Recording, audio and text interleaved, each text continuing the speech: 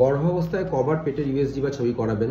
প্রথম ছবি করাবেন বুকিং ভিজিটের সময়, মানে যখনই প্রেক কালার পজিটিভ বা দুটো দাগ পেলেন তখনই ডাক্তারের কাছে যাবেন এবং ফার্স্ট ইউএসজি করানো হয় এটা দেখার জন্য যে বাচ্চার হার্টবিট ঠিকঠাক আছে কিনা এবং বাচ্চা ঠিকঠাক ইউটেরাসের মধ্যেই আছে কিনা, মানে একটুবি প্রেগনেন্সি নেই তো। সেকেন্ড করানো হয়ে থাকে 11 থেকে 14 সপ্তাহের মধ্যে উইথ ডুয়াল মার্কার টেস্ট। তারপর ইউএসজি করানো হয়ে থাকে যেটাকে অ্যানোমালি স্ক্যান বা লেভেল 2 স্ক্যান আমরা বলে থাকি, যেটা করানো হয়ে থাকে সাধারণত 18 থেকে 24 সপ্তাহের মধ্যে। এতে বাচ্চার ডিটেল একটা আলট্রাসাউন্ড, যেটা করতে খরচও সাধারণ ইউএসজি থেকে 2 গুণ বা 3 গুণ পড়ে।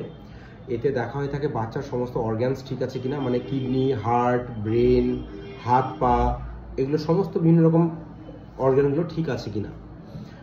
লাস্ট আলট্রাসাউন্ড করানো হয়ে থাকে সাধারণত 34 থেকে 36 সপ্তাহে বা থার্ড ট্রাইমেস্টারে 8.5 থেকে 9 মাসে, যেটাকে গ্রোথ স্ক্যান বলা হয়ে থাকে। এখানে দেখা হয় যে বাচ্চা ঠিকঠাক গ্রোথ হচ্ছে কিনা, সেকেন্ড বাচ্চার ওজন ঠিকঠাক বাড়ছে কিনা, বাচ্চার পেটের মধ্যে জলের পরিমাণ ঠিকঠাক আছে কিনা এবং বাচ্চার পজিশন কীরকম আছে।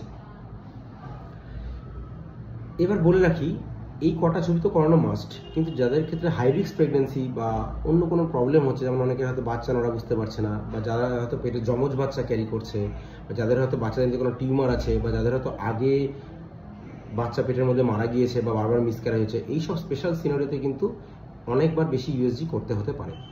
সুস্থ থাকবেন এবং ভালো থাকবেন।